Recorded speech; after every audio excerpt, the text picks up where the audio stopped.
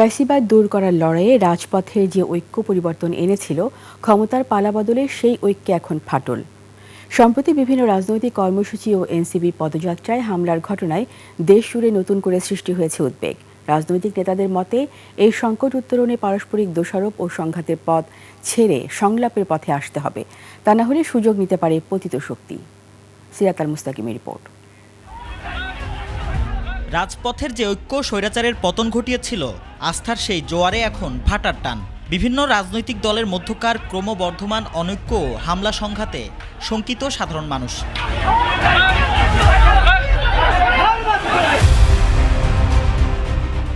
মানবাধিকার সংস্থা human rights support সোসাইটির প্রতিবেদনের তথ্য অনুযায়ী চলতি বছরের প্রথম 6 মাসে 830টি সহিংসতার ঘটনায় বিভিন্ন রাজনৈতিক দলের 56 জন নিহত ও 5246 জনের অধিক নেতাকর্মী ও সাধারণ মানুষ আহত হয়েছেন।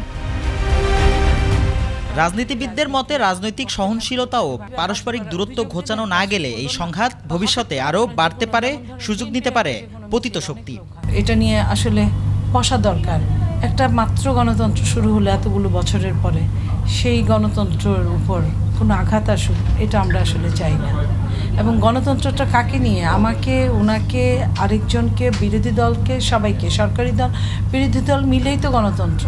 ক্ষমতাসীন দলের এমন আচরণ গত 17 বছর আওয়ামী লীগের কাছ থেকে পাওয়া যেত উল্লেখ করে এবি পার্টির এই নেতা বলেন, রাজনৈতিক ভাষা ব্যবহারে সতর্ক হতে হবে, সাথে যে কোনো রাজনৈতিক ঘটনার প্রতিক্রিয়াও গণতান্ত্রিকভাবে হতে হবে।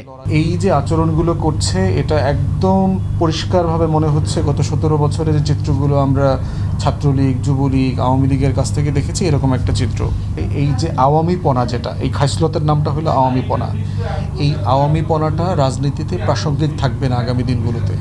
আপনি যত বেশি এগুলো করবেন, তত বেশি আপনি জনবিচ্ছিন্ন হয়ে যাবেন। হানাহানি আর সংঘাতের এই সংস্কৃতি চলতে থাকলে কেবল রাজনৈতিক পরিবেশকেই দূষিত করবে না, বরং সামগ্রিক রাষ্ট্রকে ফের এক গভীর অনিশ্চয়তার মুখে ঠেলে দেবে, এমন আশঙ্কা সচেতন মহলের। সিরাত আল মুস্তাকিম, 21 টেলিভিশন, ঢাকা।